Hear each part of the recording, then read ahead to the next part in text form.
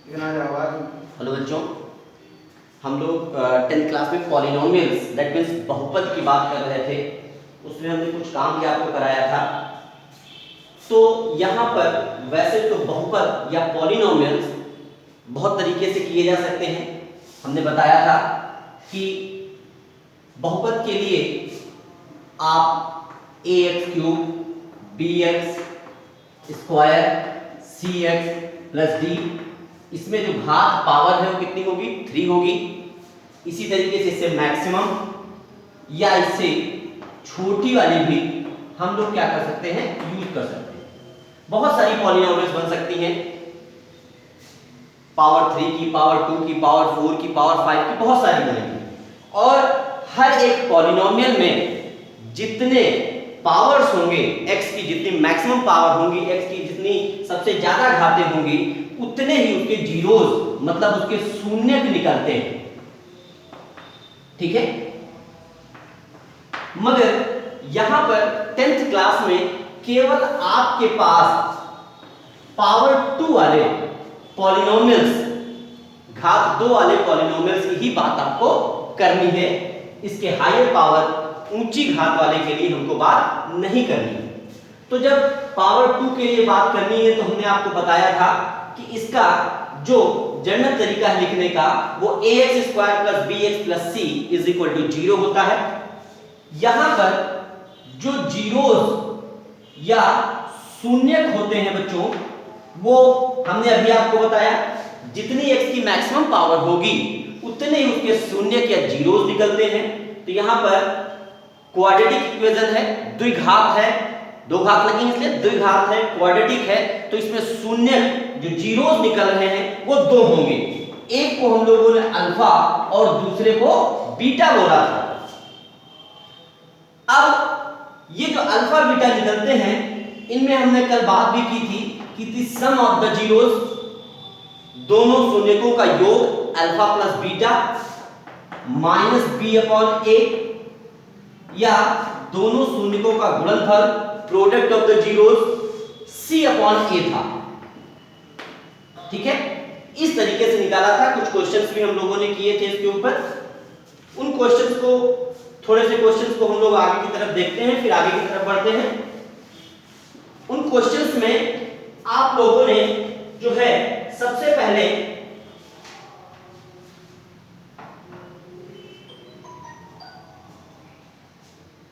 एक क्वेश्चन मैंने दिया था जिसमें था px = ax² - 3a - 1 x - 1। Question second था ये इसका, कल वाले का।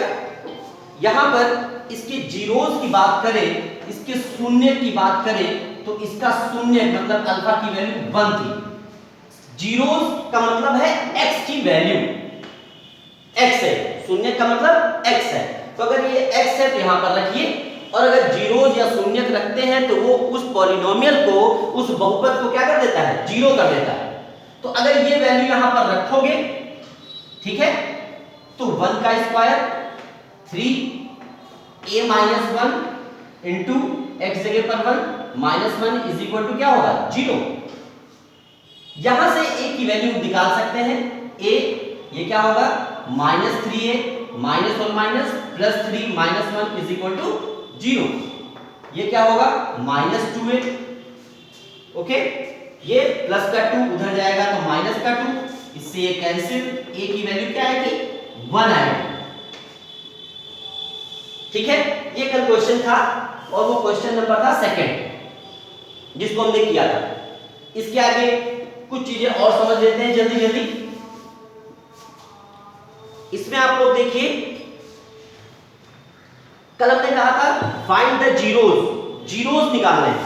जैसे क्वेश्चन नंबर था 5 का फर्स्ट पार्ट, जिसमें हमने कहा था 3z², इसकी वैल्यू दे रखी थी 3z² माइनस 2z - 1। ठीक है, ये था 3z² - 2z - 1, इसका जीरो शून्य निकालना था। अगर इसका शून्य निकालना है मतलब इसके फैक्टर कर दो, सबसे आसान काम। गुणनखंड करिए इसके, तो करिए गुणनखंड। तो क्या होगा, मालूम है स्प्लिट द टर्म, बीच वाले को तोड़ना कैसे करते हैं, 3 1 जा 3 है ना। और अगर माइनस है यहाँ पर तो इन दोनों का गुणनफल जो हो वो माइनस करने पर 2 आए, मतलब 3 - 1 कितना आ रहा है, 2।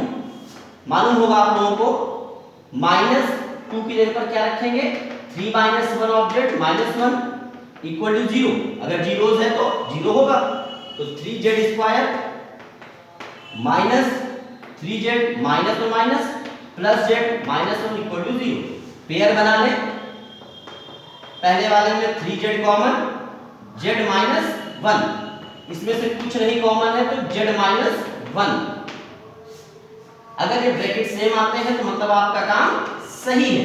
z -1, इधर क्या बचेगा 3z और इधर +1, तो या तो ये 0 या तो ये 0। अगर z -1 इज इक्वल टू 0 मतलब z की value 1, 3z + 1 is equal to 0 तब z की वैल्यू -1/3। तो ये जीरोस आ गए, और भी इसी तरीके से निकाल लेते हैं। ठीक है, बात समझ में आ रही है आप लोगों को। उसके बाद कुछ और आगे बढ़ते हैं।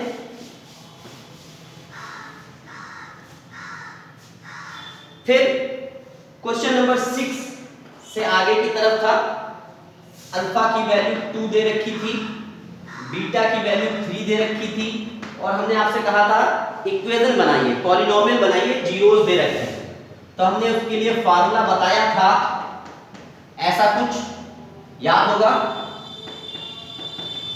है ना, x² अल्फा की जगह पर 2, ठीक है, बीटा की जगह पर 3 of x, alpha into beta 2 into 3 क्या आएगा, जीरोस रखने की कोई जरूरत नहीं क्योंकि जीरोस नहीं बना रहे हैं। x² 3 + 2 5x और 3 2 जा 6, ये पॉलिनोमियल आ गया। ठीक है, तो ये है जिसको आप करिए, समझिए। अगर कोई प्रॉब्लम आ रही है तो आप मुझसे इसको पूछ सकते हैं। ठीक है, इसको करने की कोशिश करिए। आगे कुछ बच्चे हैं जिनको डिवाइड करना प्रॉपर नहीं आता है, उनको भी मैं आज बता दूं डिवाइड करना। जैसे डिवाइड करना है x³ डिवाइड करना है हमको x³ - 3x² प्लस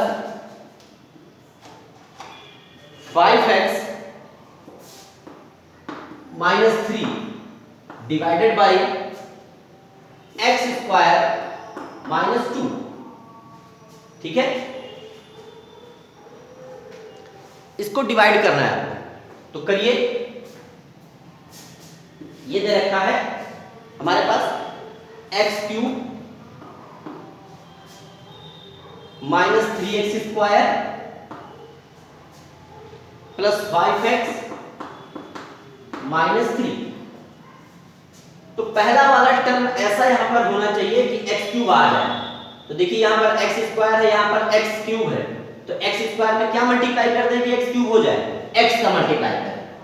तो x से इसका मल्टीप्लाई करें x² का, तो क्या आएगा x³। फिर देखिए 2 से x का करेंगे तो 2x आएगा, तो x वाले के नीचे ही लिखेंगे -2x। साइन चेंज करिए, प्लस था तो माइनस, ये माइनस है तो प्लस।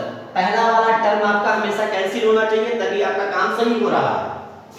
ये क्या है -3x², यहां क्या होगा 5 और 2 7x आएगा, और ये -3। फिर से देखिए वही काम, पहला टर्म के इक्वल आना चाहिए, यहां पर x² है पर वहां पर -3x², तो -3 से करें, -3 से x² को करेंगे तो माइनस का 3x², पहला टर्म एज इट इज आना चाहिए। फिर 2 से 3 का करेंगे तो 2 3 या 6, मगर प्लस का, तो 6 के नीचे रखें, साइन चेंज कर दें, पहला कैंसिल, मतलब आपका काम सही है। ये क्या आएगा 7x, 6 और 3 माइनस में 9, ये रिमाइंडर हो गया। समझ गए होंगे।